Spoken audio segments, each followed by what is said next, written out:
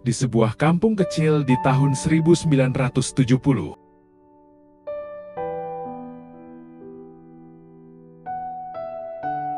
Hiduplah anak laki-laki berusia 16 tahun bernama Hasan. Hasan anak yang berbakti sama orang tua. Walaupun umur 16 tahun, dia sudah menjadi tulang punggung buat ibunya. Ayah Hasan sudah lama telah meninggal. Sekarang, Hasan tinggal bersama ibunya yang sakit-sakitan.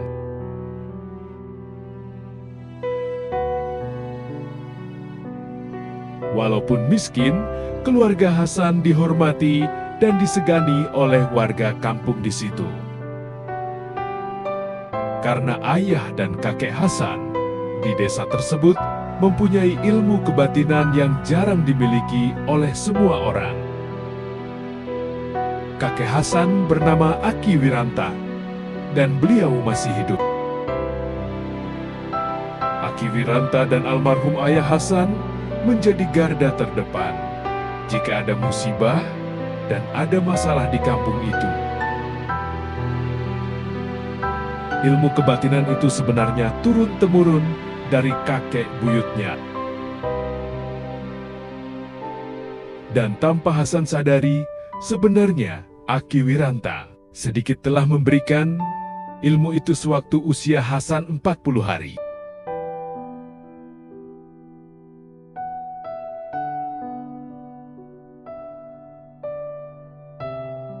Setiap pagi sebelum ayam berkokok, Hasan sudah berjalan menuju rumah Mbah Widura, di mana tempat dia bekerja. Mbah Widura orang terkaya di desa tersebut, tetapi Mbah Widura juga terkenal dengan kikir pelit dan licik. Seperti biasanya hari itu, Hasan melakukan aktivitas bekerjanya. Pertama, dia menimba air di sumur, mengisi bak dengan penuh. Setelah mengisi air, lalu dia menyapu halaman rumah Mbah Widura yang luas. Setelah beres menyapukan halaman, dia langsung memberi makan ternak domba dan sapi. Setelah beres memberi makan ternak, lalu dia mencari rumput buat makan ternak.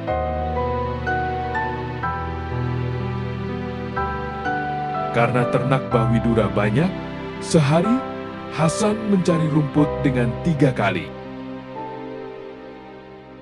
Beres mencari rumput, jam 2 siang Hasan baru bisa makan. Walaupun lauknya cuma garam dan cabai doang. Tapi Hasan menikmati makanan itu dengan lahap karena dia sangat lapar. Sorenya sebelum dia pulang, dia terlebih dahulu membersihkan kandang ternak yang luas itu. Setelah semuanya selesai, lalu Hasan menghadap Mbah Widura. Lalu Mbah Widura pun memberi uang buat Hasan sebesar 30 perak. Dan perlu sahabat ketahui, di tahun 1970 itu, harga beras cuma 25 perak per liternya. Singkat cerita, Hasan pun pulang. Sebelum sampai ke rumah, dia membeli beras dulu. Uang yang diberi Mbah Widura itu cuma cukup buat beli beras 1 liter dan ikan asin ditambah garam.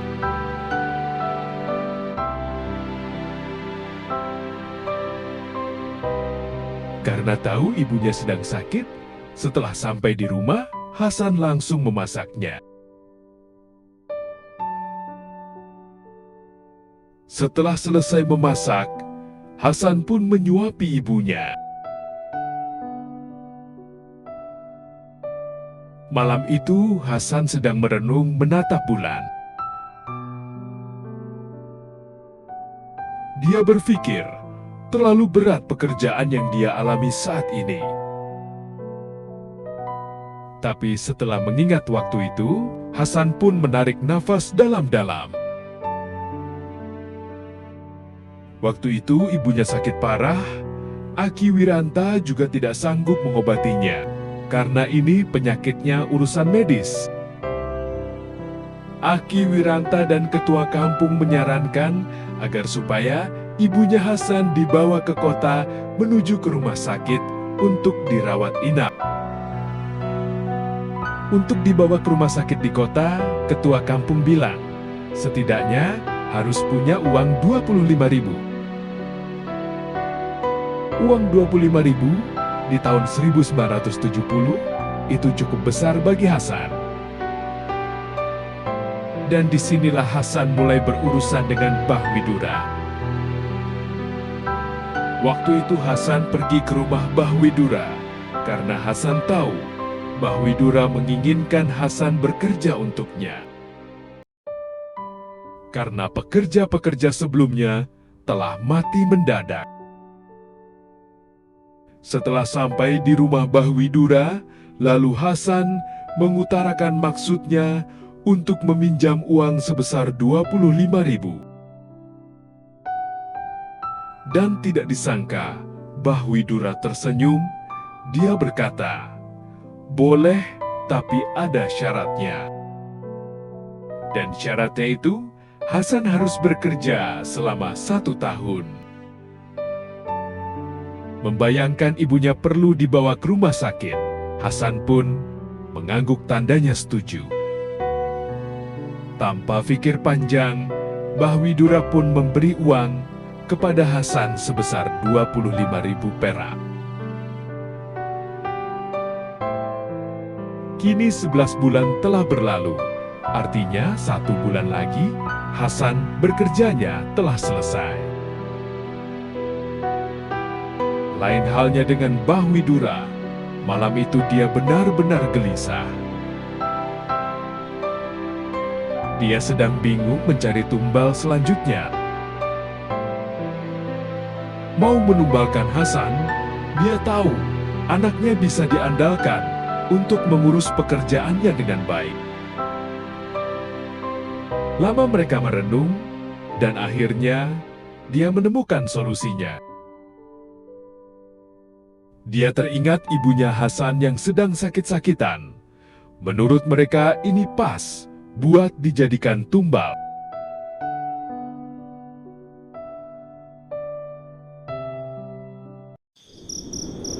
Dan malam itu juga, Mbah Widura melakukan ritual dengan membawa ikan mas di kamar khusus.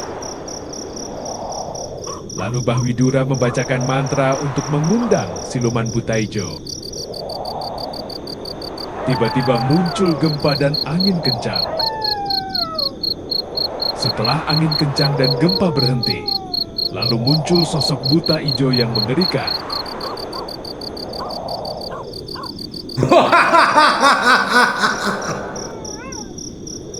Widura, ada apa kamu memanggilku Widura? Lalu Mbah Widura berkata bahwa dia akan mempersembahkan tumbal dengan tanda yang memakan ikan mas itu. Setelah siluman buta hijau mengetahui tanda tumbal itu, lalu dia pun menghilang begitu saja.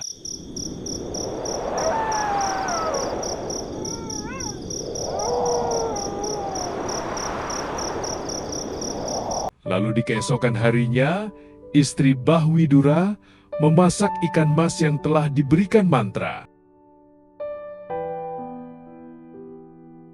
Lalu mengirimkan masakan itu ke ibunya Hasan. Ibunya Hasan tidak menaruh curiga apapun. Dia sangat berterima kasih kepada istri Mbah Widura. Singkat cerita, malam pun tiba. Karena ingat sama anak tercintanya, ibunya Hasan belum sempat memakan kiriman istri Mbah Widura itu. Setelah Hasan datang, ibunya pun menyuruh Hasan untuk memakannya. Melihat ada pepes ikan mas itu, nafsu makan Hasan timbul. Lalu dia menghabiskan pepes ikan mas tersebut. Malam semakin larut, tapi Hasan belum bisa tidur. Hasan merasa heran melihat angin di luar begitu kencang. Ditambah ada suara anjing menggonggong. Lalu tiba-tiba terdengar suara telapak kaki kuda dengan keretanya.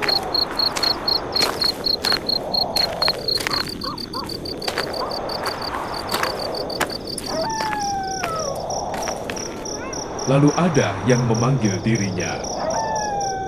Hasan, keluarlah nak, keluarlah.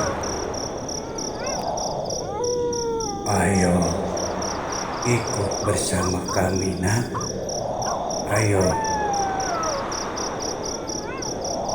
Dan entah kenapa, Hasan menuruti semua perintah tersebut. Lalu dia menaiki kereta tersebut. Kereta pun mulai berjalan.